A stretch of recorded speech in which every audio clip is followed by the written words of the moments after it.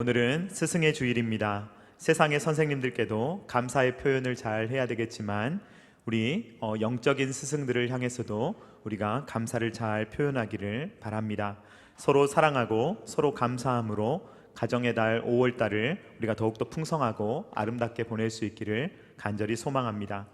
우리는 종말 신앙으로 승리하는 교회라는 표어로 2024년을 행진하는 가운데 있습니다. 사도 요한은 요한계시록 4장과 5장을 통해서 천상의 예배가 어떠한지를 보여주었습니다. 요한은 하늘에서 예배를 드리는데 그 예배가 성부 하나님, 보좌에 앉으신 성부 하나님과 창조 사역에 대해서, 그리고 죽임당하신 어린 양 성자 예수님과 구원 사역에 대해서 하늘에서 찬양이 울려 퍼지는 것을 맛보게 되었습니다. 이를 통해서 우리도 이 땅에서 어떤 예배를 드려야 되는가, 바로 우리를 창조하신 하나님, 또 우리를 구원하신 하나님께 예배를 드리는 것이 바로 천상의 예배를 맛보는 것이다 라는 것을 우리는 확인할 수가 있었습니다. 오늘부터 우리는 요한계시록 6장의 내용을 살펴보게 되었습니다.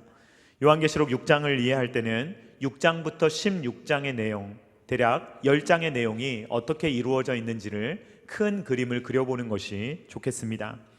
요한계시록 6장부터 16장까지는 무슨 내용이 나오느냐?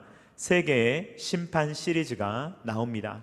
세 개의 심판이 이어서 등장하게 되는데 7인, 7 나팔, 7 대접이 나오게 됩니다. 한번 따라해 보겠습니다. 7인, 7 나팔, 7 대접. 네.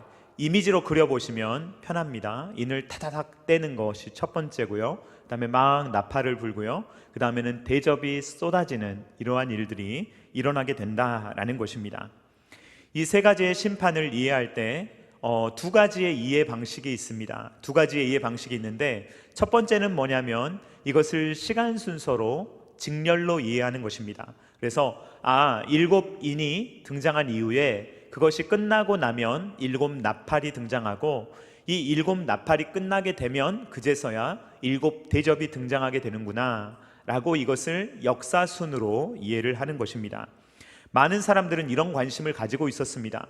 역사상에 어떤 일이 일어나게 되면 이 일이 요한계시록에서 말하는 그 사건일까? 그 일일까? 이 일일까? 이것을 계속 역사 속에서 끼워 맞춰 왔습니다.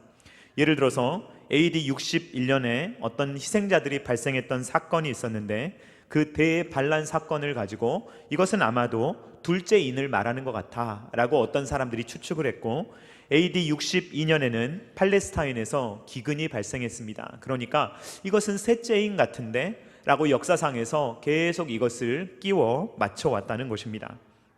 그러나 여러분, 요한계시록은 시간 순서에 의한 책이라고 했습니까? 아니라고 말씀드렸습니까? 시간 순서를 말하는 책이 아니라고 말씀을 드렸습니다.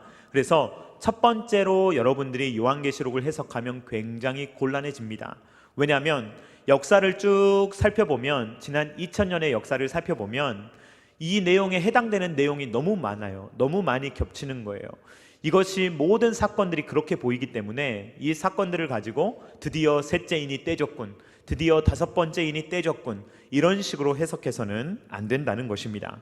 그러므로 우리는 이 첫 번째 해석 방법, 시간 순서대로 요한계시록 6장부터 16장을 해석하는 방식은 잘못되었다라고 생각할 수가 있으며, 우리는 두 번째 방식으로 이해를 해야 합니다. 자, 두 번째 방식은 뭐냐면 6장부터 16장에 나타나는 여러 가지 사건들이 반복해서 일어나는 것이며, 그것은 역사를 통해서 계속해서 일어나는데 이러한 사건들을 병렬적으로 보는 해석, 이것이 바로 우리가 봐야 되는 해석이다 라고 할 수가 있습니다. 이 세 가지의 심판 시리즈를 보면 여러 내용이 겹칩니다.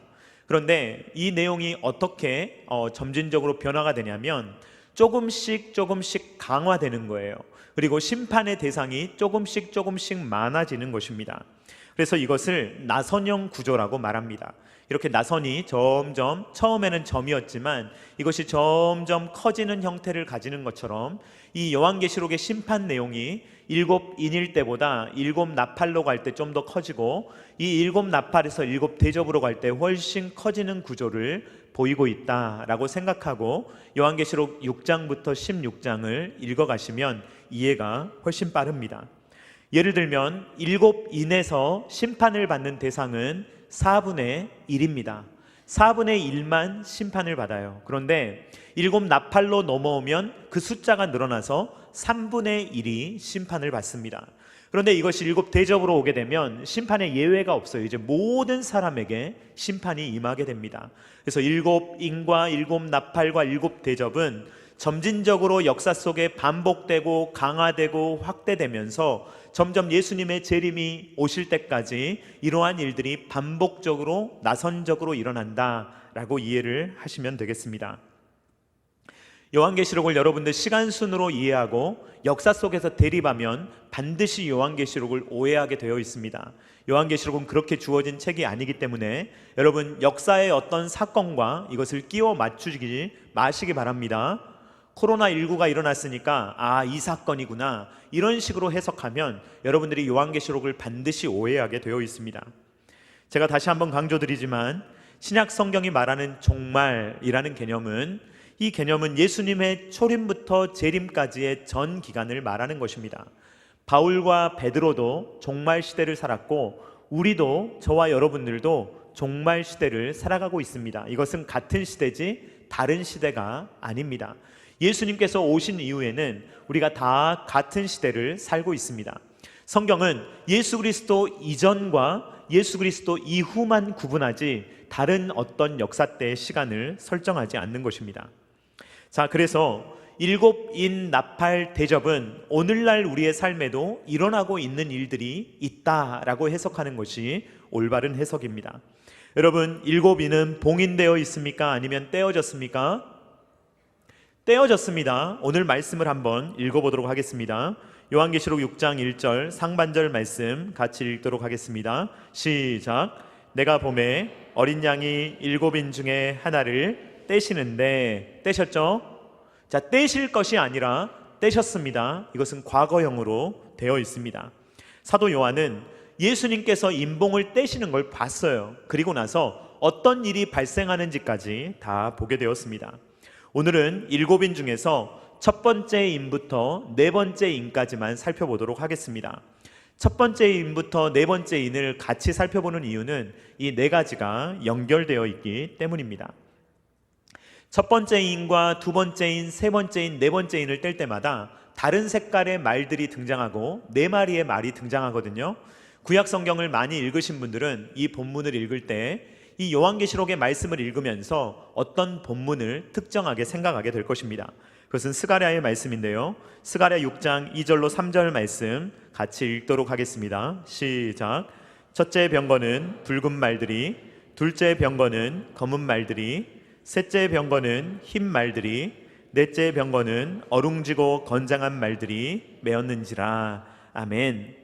스가랴서에 이 스가랴 6장과 1장에 네 마리의 말들이 등장하는데요. 이 네 마리의 말들이 하는 역할이 있습니다. 이 말들은 세상을 두루 다니면서 그때 당시에 가장 빠른 수단은 말 아니겠습니까? 말을 탈 때 가장 빠르게 움직일 수 있습니다. 그래서 말을 타고 다니면서 하나님께서 시키신 일들을 감당하는 역할을 말들이 하는 것입니다. 요한계시록을 보면 네 마리의 말이 등장하는데 흰색 말, 그리고 붉은색 말, 그리고 검은색 말, 그리고 청황색 말이 등장합니다. 여러분 한번 이미지를 그려보시기 바랍니다. 자, 첫 번째 말은 무슨 색깔이에요? 흰색입니다. 자, 두 번째 말은요? 붉은색이에요. 세 번째 말은 검정색입니다. 네 번째 말은 청황색인데 청황색이 뭔지 잘 모르겠죠? 저도 잘 모르겠는데요. 이 색깔은 무슨 색깔이냐면 핏기가 없는 색깔입니다. 시체 색깔이라고 생각하시면 됩니다. 이러한 핏기가 없는 창백한 모습의 말이 있다는 거예요. 이렇게 네 마리의 말이 나오는데 이제 이 네 마리의 말이 무엇을 의미하는지 살펴보도록 하겠습니다. 예수님께서 첫 번째 인을 떼니까 무슨 색 말이 나왔습니까? 흰색 말이 나왔습니다. 자, 그런데 이 흰색 말을 탄 기수는 어떤 모습을 취하고 있습니까? 머리에 뭘 쓰고 있죠? 면류관을 쓰고 있습니다. 이 면류관이라는 것은요, 운동 경기 같은 데 나갔을 때 이기면 쓸 수 있는 면류관을 말해요. 운동선수들이 머리에 쓰는 거 있죠? 그런 관을 말합니다. 그리고 무엇을 들고 있습니까? 활을 들고 있습니다. 그리고 뭘 하죠? 이기고 이기려고 합니다. 자, 요한계시록 6장 2절 말씀 같이 읽도록 하겠습니다. 시작. 이에 내가 보니 흰 말이 있는데 그 탄 자가 활을 가졌고 면류관을 받고 나아가서 이기고 또 이기려고 하더라. 아멘. 자, 요한이 본 것은 사실일까요? 아니면 상징일까요? 자, 요한은 상징을 본 것입니다. 왜냐하면 이것은 어떤 일이 사실적으로 일어난 일이 아니라 이것을 상징적으로 표현하는 것인데, 예를 들면 네 번째 말을 타고 나오는 기수가 뭐냐면 사망이에요. 여러분, 사망이 말 타고 나오겠습니까? 아니겠죠. 이것은 상징을 말하는 것입니다. 사망을 의인화한 거예요. 사망을 의인화해서 문학적으로 표현한 것입니다. 자, 그래서 이것이 상징적인 이야기구나 라는 것을 의식하면서 요한계시록을 읽어야 합니다. 자, 여러분, 그러면 이 흰 말을 탄 사람은 긍정적인 사람 같습니까? 아니면 부정적인 사람 같습니까? 잘 모르시겠죠? 그런데 이 일만 보고는 잘 모르겠어요. 도대체 이 단면만을 보고는 우리가 알 수가 없는데, 이제 이것을 긍정적으로 생각하시는 분들은 대략 이런 생각이에요. 말이 흰색이니까 좋은 말일 거야 라고 생각할 수가 있고, 성경을 아시는 분 중에 요한계시록을 읽어본 분들은 예수님께서 요한계시록 19장에 보면 백마를 타신 분으로 나오거든요. 그 모습을 생각하면서 여기에 나오는 분도 예수님일 거야 라고 성급하게 결론을 내릴 수가 있습니다. 어떻게 표현되어 있는지 요한계시록 19장 11절 16절 말씀 같이 읽도록 하겠습니다. 시작. 또 내가 하늘이 열린 것을 보니 보라, 백마와 그것을 탄 자가 있으니 그 이름은 충신과 진실이라. 그가 공의로 심판하며 싸우더라. 그 옷과 그 다리에 이름을 쓴 것이 있으니 만왕의 왕이요 만주의 주라 하였더라. 아멘. 요한계시록 19장에 이 백마를 타신 분, 이분은 입에 좌우에 날성검을 가지고 계시는데, 이분은 충신과 진실이라고 불리시며 이분은 만왕의 왕이요 만주의 주로 분명히 예수님이 확실합니다. 그러나 백마를 탔다고 해서 무조건 이분은 예수님이다 라고 해석하면 곤란합니다. 오늘 우리가 요한계시록 6장에 나오는 백마를 이해하려면 이 존재가 어떤 일을 하는지 잘 살펴보면 되는데요, 이 말들이 하는 일련의 일들은 심판입니다. 지금 모든 일들이 심판이 이루어지고 있는 것을 보여주고 있는 거예요. 그래서 백마를 타고 활을 메고 있는 이 기수를 볼 때 우리는 그때 당시의 사람들이 어떤 생각을 했을지를 살펴보아야 합니다. 자, 여러분, 흰색 말을 타고 있습니다. 누군가가 활을 메고 있습니다. 면류관을 쓰고 있습니다. 여러분, 누가 떠오르십니까? 떠오르지 않으십니까? 안 떠오르시죠? 안 떠오르셔야 정상입니다. 왜냐하면 우리는 그때 상황을 모르잖아요. 그러니까 이것이 무엇을 의미하는지 잘 모르는 거예요. 그런데 그때 당시에 로마 시대를 살고 있었던 사람들이라면 이 모습을 딱 떠올릴 만한 이미지가 있어요. 이미지가 있고 그들이 느꼈을 마음은요, 공포예요. 공포스럽다. 흰 말을 타고 활을 들고 있는 사람을 보면 로마에서 영향권에서 살고 있던 사람들은요, 공포를 느꼈어요. 왜 그랬냐면 이 사람들의 모습은 파르티아의 궁수들을 연상시키기 때문에 그렇습니다. 파르티아의 궁수들의 이미지를 한번 보도록 하겠습니다. 말을 타고 이렇게 다니는데요, 말을 타고 활을 매우 잘 쏘는 사람입니다. 네, 말을 타고 다니는데요, 말을 타고 다니면서 활을 쏘는데 다른 사진 하나 더 보면 어떤 사진이 있냐면요, 혼자 나오는 사진 한번 보여주실래요? 혼자 나오는 사진을 보면 말은 어디를 향하고 있습니까? 앞을 향하고 있죠. 그런데 활은 어디를 보고 쏘고 있습니까? 뒤를 보면서 쏘고 있죠. 이거 오늘날 시대에 볼 때는요, 별것 아닌 것처럼 보일 수 있는데요, 저거 엄청난 기술입니다. 저 때 당시에는요, 말도 안 되는 기술인 거예요. 오늘날로 따지면 비행기가 슉 가면서 목표물을 정확하게 맞추는 것과 같아요. 예전에는 저런 기술을 가진 군인들이 없었어요. 등자가 발명된 지도 얼마 안 됐었고, 저렇게 말을 타고 달리면서 활을 쏴서 적을 정확하게 맞춘다는 것은 엄청나게 어려운 일이었습니다. 그런데 이러한 일을 너무나도 능숙하게 잘하는 사람들이 있었는데, 그 사람들이 바로 파르티아 궁수들이었습니다. 자, 여러분, 로마 시대에 로마 군인들이 전쟁을 많이 했을까요? 안 했을까요? 전쟁을 많이 했어요. 로마의 역사를 보면 전쟁이 없었던 시기가 거의 존재하지 않을 정도로 전쟁이 많았습니다. 근데 로마는 전쟁에서 승리를 많이 했습니까? 많이 졌습니까?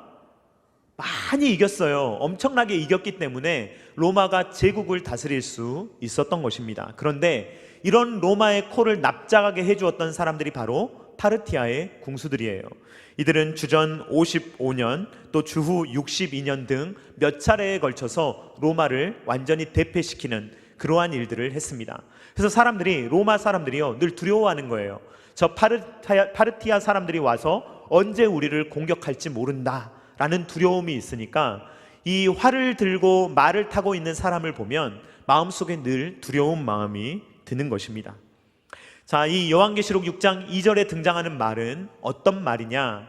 자, 로마에서 개선 장군이 말을 타고 등장할 때 어떤 말을 탈까요? 어떤 색깔의 말을 탈까요? 흰색이니까 제가 물어보겠죠. 자, 흰색 말을 타고 들어오는 것입니다. 흰색이 상징하는 것이 무엇입니까? 승리예요. 면류관이 상징하는 게 뭐예요? 승리예요. 그러니까 흰색 말을 타고 활을 메고 면류관을 쓰고 걸어오는 이 기수가 상징하는 게 무엇입니까? 승리예요. 이겼는데 또 이기려고 해요. 그 말은 이게 만족이 안 되는 거예요. 한마디로 전쟁광이에요. 전쟁을 해서 이겨놓고 그 전쟁에서 승리해서 맛보고 거기에서 안주하는 것이 아니라 더 정복력을 가지고 더 차지하려고 여러 나라를 다니면서, 급하게 다니면서 다른 나라를 정복하는 모습, 승리 중독, 전쟁 중독이라고 말할 수가 있는 것입니다. 이것이 의미하는 것은 무엇이냐? 인간이 이렇다는 거예요. 인간의 탐욕은 끝이 없어요. 그래서 인간들은요, 넓은 영토를 가지고 있지만 또 전쟁을 일으켜서 남의 영토를 빼앗으려고 합니다. 넓은 영토를 가지고 있는 힘 있는 나라가 더 작은 나라를 집어삼키는 것이 오늘날에도 일어나고 있는 일들이 아니겠습니까? 2024년에도 전쟁이 그치지 않고 있습니다. 2022년 2월 달에 시작된 러시아 우크라이나 전쟁이 지금까지 지속되고 있습니다. 2023년 10월 7일에 시작된 이스라엘과 하마스의 전쟁도 계속되고 있습니다. 이처럼 인간사를 한마디로 요약한다면 전쟁사다라고 말할 수가 있으며, 인간들은 승리 중독자들이요 전쟁 중독자들이다라고 말할 수도 있다는 것입니다. 자, 두 번째 인을 떼십니다. 예수님께서 두 번째 인을 떼시니까 어떤 말이 나오느냐? 무슨 색입니까? 붉은색 말이 등장하게 됩니다. 자, 이 붉은색 말을 타고 있는 사람이 들고 있는 게 있는데 이것은 무엇입니까? 큰 칼이다 라고 기록이 되어 있습니다. 이 기수는 무슨 일을 하냐면 이 땅에서 화평을 없애버립니다. 평화를 없애버리고 사람들이 서로를 죽이도록 만듭니다. 요한계시록 6장 4절 말씀 같이 읽도록 하겠습니다. 시작. 이에 다른 붉은 말이 나오더라. 그 탄 자가 허락을 받아 땅에서 화평을 제하여 버리며 서로 죽이게 하고 또 큰 칼을 받았더라. 아멘. 이 붉은색이라는 것은 여러분들이 쉽게 생각할 수 있듯이 피 색깔을 의미합니다. 내전을 의미하는데요, 이 검 종류는 두 종류가 있습니다. 하나는 롬파이아라고 해서 장검입니다. 이것은 장검이어서 전쟁 때 많이 쓰는 검이고요. 그 다음에 마카이라라는 검이 있는데 이것은 단검이에요. 자, 장검은 전쟁 때 쓰고 단검은 언제 쓰냐면요, 암살을 할 때 주로 많이 쓰입니다. 지금 우리가 읽었던 말씀에 붉은 말을 탄 사람은요, 마카이라를 들고 있어요. 지금 큰 칼이라고 하니까 긴 칼이 아니고요, 큰 암살용 칼을 의미하는 것입니다.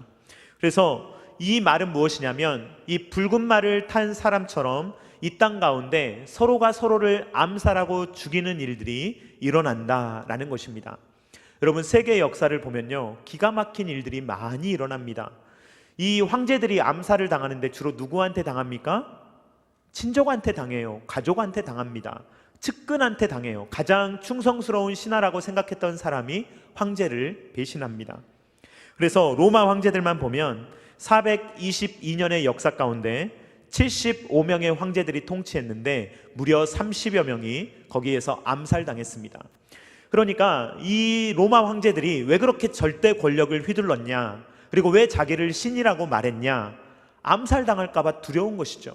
그러니까 찍어 누르지 않으면 자기가 당할 수 있으니까, 그리고 자기를 신적인 존재로 만들지 않으면 배반이 일어날 수 있으니까 그걸 철저하게 찍어 누르기 위해서 얼마나 자기가 위대하고 강력한 황제인지를 끊임없이 증명하려고 했던 것입니다. 로마를 부를 때 팍스 로마나라고 말해서 로마의 평화라고 말하는데, 이 평화는요 진짜 평화가 아닙니다. 죽여서 이루는 평화예요. 남의 피를 흘려서 다른 사람을 숙청해서 얻는 평화가 팍스 로마나입니다. 그래서 이 두 번째 이는, 이 붉은 말이 의미하는 것은 인류 역사상에 계속 평화가 없고 화평이 없으며 암살이 일어나고 내전이 일어난다라는 것을 말하는 것입니다.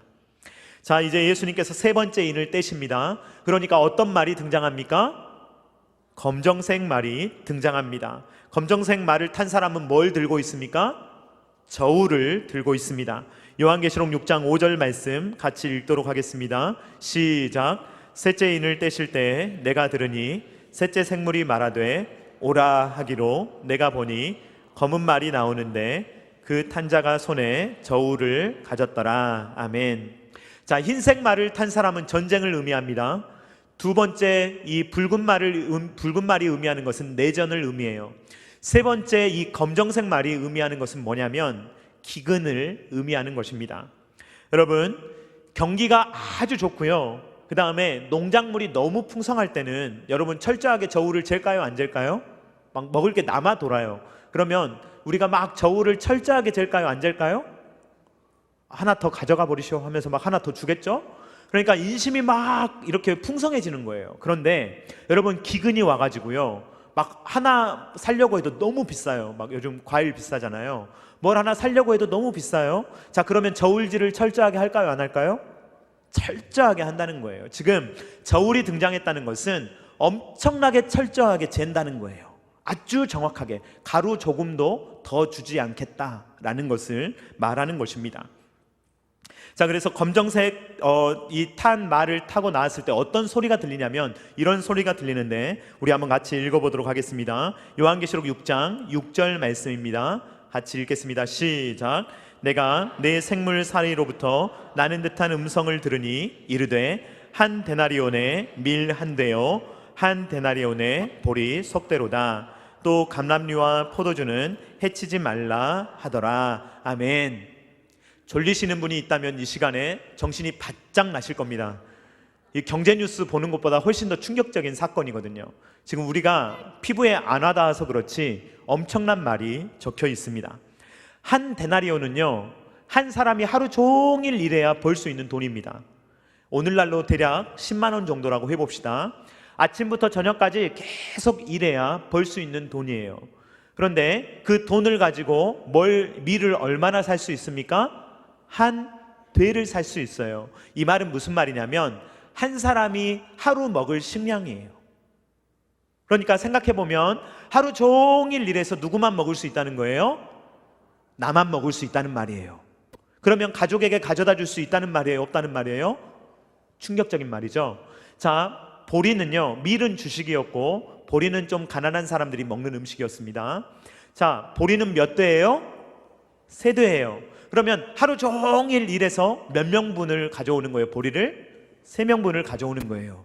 저희 집은 4식구입니다. 제가 일해가지고요, 하루 종일 일해가지고 보리 석대를 가지고 왔어요. 그러면 한참 발육기에 있는 애들이 있습니다. 그러면 어떻게 하죠? 제가 먹어요? 그러니까 이게 심각한 거예요. 이런 상황이에요. 그래서 이때 당시에 물가의 기준으로 보면 8배에서 16배가 인플레이션이 일어난 거예요. 여러분, 기분이 어떠십니까? 엄청 안 좋죠? 라면이 1,000원이에요. 그런데 얼마가 됐다는 말이에요? 8,000원에서 편의점에서 16,000원 주고 컵라면 사 먹을 사람. 너무 충격적이죠? 지금 이런 사건이에요. 그리고 점심이 요즘 10,000원이라면 8만 원에서 16만 원 줘야 국밥 한 그릇을 먹을 수 있다는 거예요. 그러니까 엄청나게 충격적인 사건을 이야기하고 있습니다. 자, 그런데 그 와중에 감람류와 포도주는 어때요? 해침을 받지 않습니다. 이 말은 무슨 말이냐면 이 빈부격차가 엄청나게 심해도 부유층은 어떻게 살아요? 부유층은 여전히 잘 먹고 잘 살아요. 빙수 하나에 10몇만 원 해도 줄 서가지고 먹는다고 하더라고요. 그런 일들이 일어난다는 거예요. 그래서 빈부격차가 기근이 있고 빈부격차가 엄청나게 심하다라는 이야기를 하는 것입니다.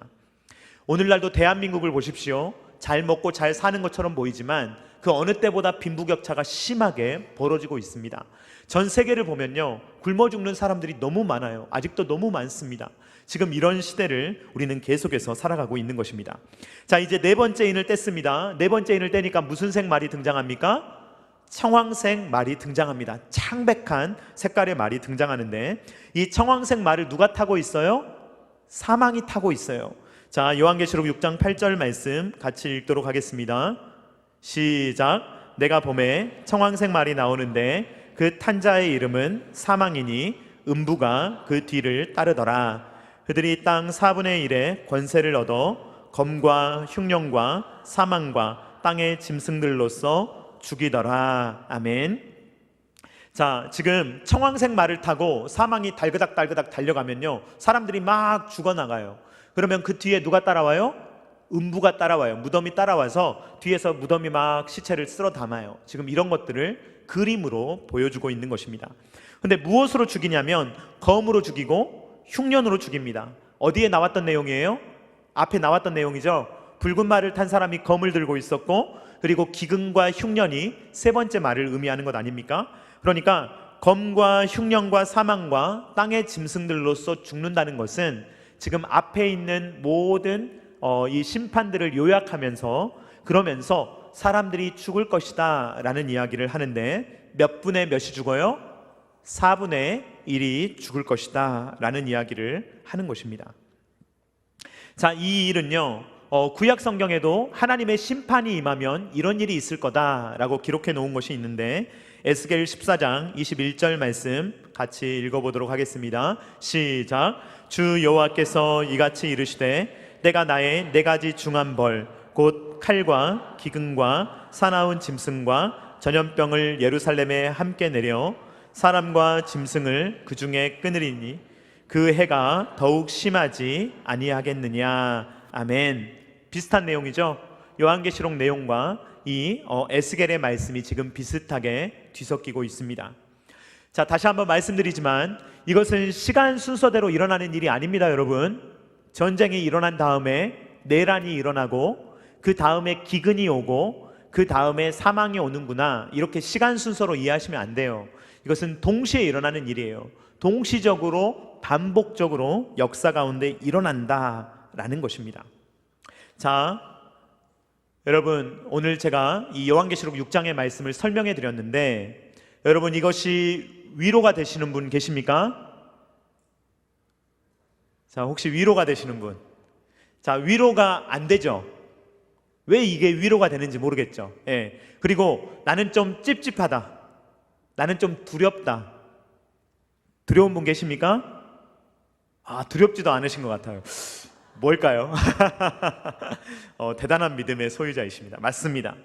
여러분, 우리가 요한계시록에 대해서 평소에 부정적인 이미지, 두려운 이미지, 찝찝한 이미지를 가졌던 이유는 이것이 심판이라고 생각하니까 그래요. 맞습니다. 심판은 심판이에요. 그런데 이것을 우리가 잘 이해할 필요가 있습니다. 여러분, 무엇을 이해해야 되냐면요, 자, 이 심판이 누구의 손에 의해서 이루어지고 있습니까? 네? 누가 인을 떼고 계세요? 예수님이 떼고 계시다는 것을 믿으시기를 주님의 이름으로 축원드립니다. 지금요, 이 일곱 인이 떼어지면서 나오는 심판들은요, 그냥 임의로 일어나는 일도 아니고요, 사탄이 하고 있는 일도 아니에요.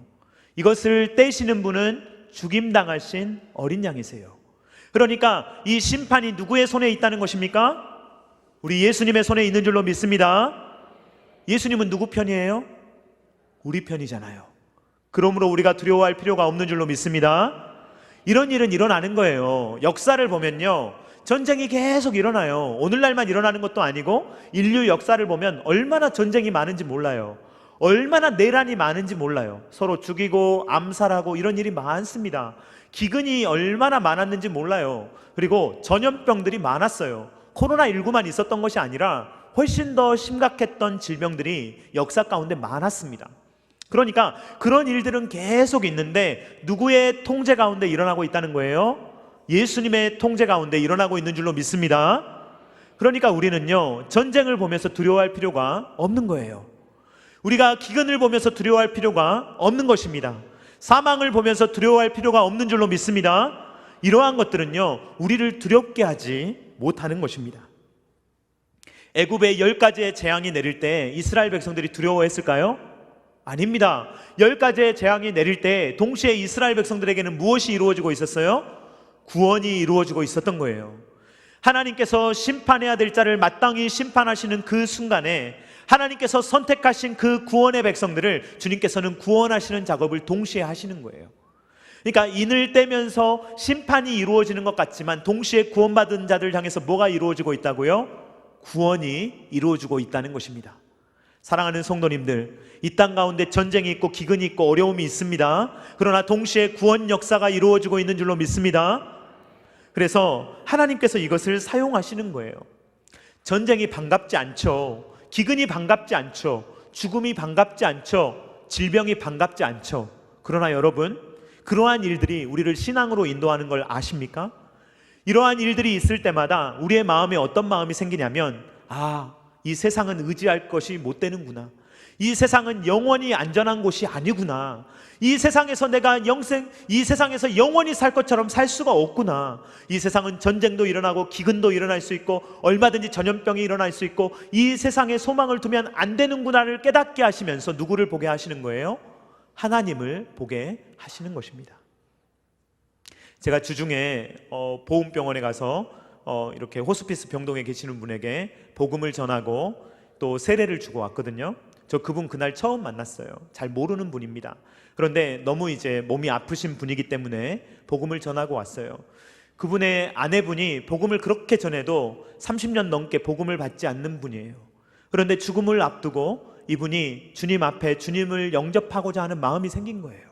그래서 자발적으로 이제는 제가 주님을 믿고 싶습니다. 이제는 복음을 듣고 싶습니다. 이제는 세례를 받고 싶습니다 라고 말씀하셔서 세례를 주고 왔거든요. 여러분, 죽음이 마냥 나쁜 게 아니에요. 우리의 마음을 주님께로 돌리는 거예요. 이러한 일들이 우리로 하여금 이 세상이 영원히 우리에게 무엇인가를 약속해 주는 것처럼, 돈과 명예가 무엇인가 우리에게 든든한 기반을 주는 것처럼 보이지만 이러한 것들은 영원한 것이 아닌 것임을 우리에게 보여주시는 거예요. 그래서 종말기간 내내 이런 어려움들이 나타나지만 그러한 가운데서도 주를 믿는 자들은 우리의 소망이 주님께만 있구나라는 것을 바라보게 되며, 수많은 불신자들은 두려워하면서 하나님을 믿어야 된다는 마음을 갖게 된다는 것입니다. 사랑하는 성도님들, 예수님을 바라보실 수 있기를 주님의 이름으로 축원드립니다. 이 땅은요, 전쟁으로 끝나는 게 아니에요. 이 땅은 기근으로 끝나지 않습니다. 예수님이 다시 오셔야 끝나는 거예요. 다 모든 것들은요, 우리 예수님의 컨트롤 하에 있습니다. 주님께서 쥐고 계시는 거예요. 인봉을 떼시는 분은 오직 예수 그리스도 뿐이십니다. 그러므로 이 세상 역사를 주관하시는 분이 하나님이신데 그분이 바로 우리 편이신 것입니다. 그러므로 우리는 두려워할 필요가 없습니다. 오히려 그러한 일들을 볼 때 우리의 마음은 더 주님을 바라보며 더 견고한 신앙을 갖게 되는 것입니다. 그래서 세상을 보면서 여러분, 동요하지 마십시오. 인플레이션이 이렇게 돼가지고 어떻게 되지? 나라가 이렇게 정치가 이래서 어떻게 되지? 전쟁이 이렇게 일어나는데 어떻게 될까 이 세상이? 그런 것들이 두려운 게 아니에요. 그런 것들이 두려운 게 아니라 이런 것들은 인류 역사에 계속 있어요. 그러나 참된 평안과 참된 구원은 오직 하나님께 있다라는 것을 고백하면서 정말 신앙을 가지고 더욱더 견고한 신앙생활을 해가실 수 있기를 주님의 이름으로 축원드립니다. 주님의 이름으로 축원드립니다. 다 같이 찬양하도록 하겠습니다. 보라, 너희는 두려워 말고 보라, 너희를 인도한 나를. 우리 찬양할 때 하나님의 능력을 보며 하나님의 구원을 보며 이 땅을 살아갈 수 있도록 주님께 맡기며 찬양하도록 하겠습니다.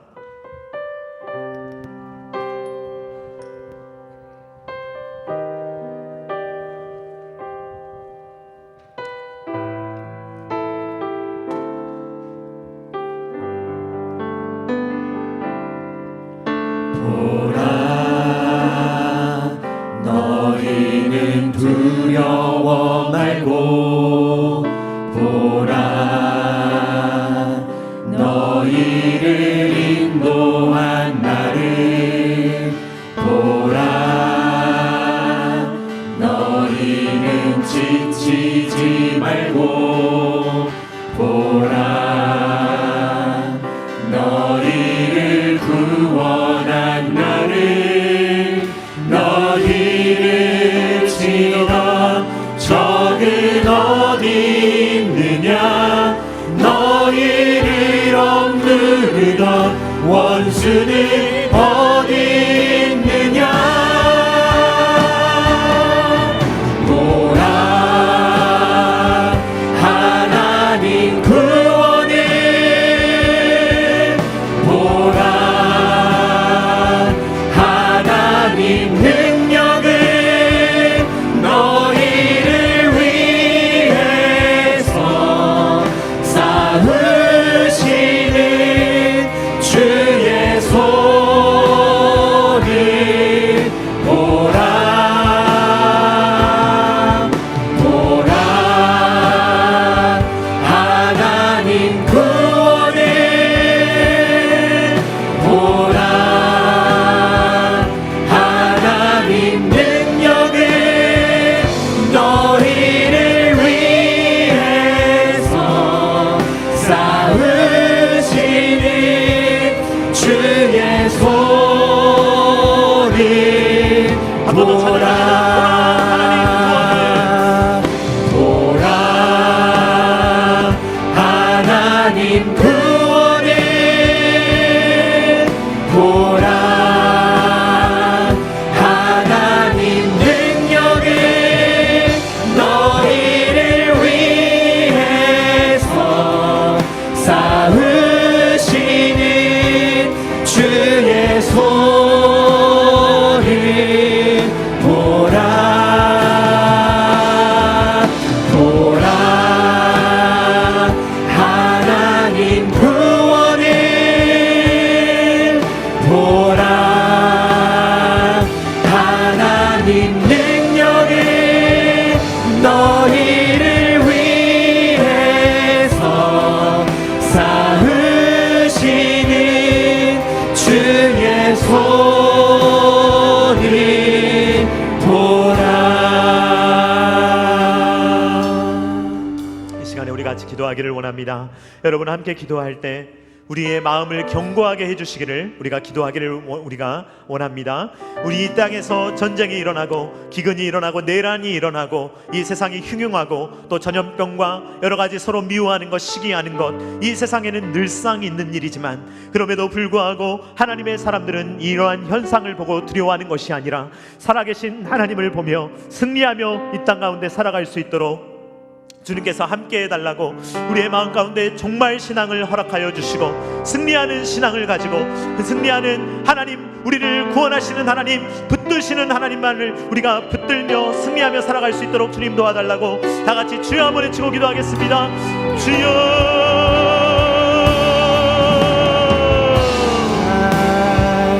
하나님 구원을 보라,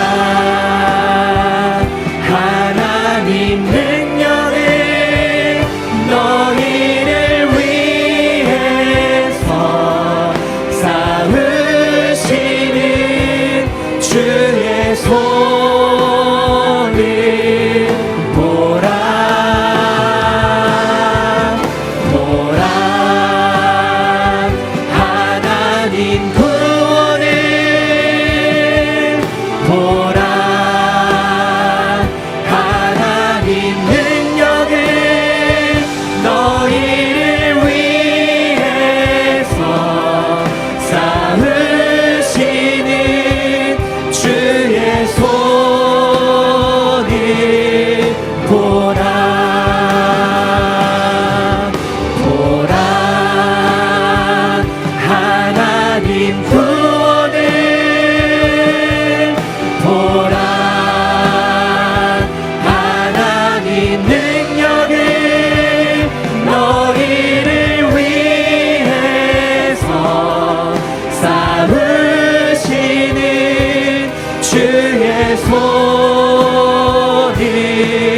보라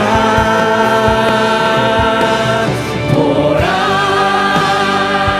하나님 구원을 보라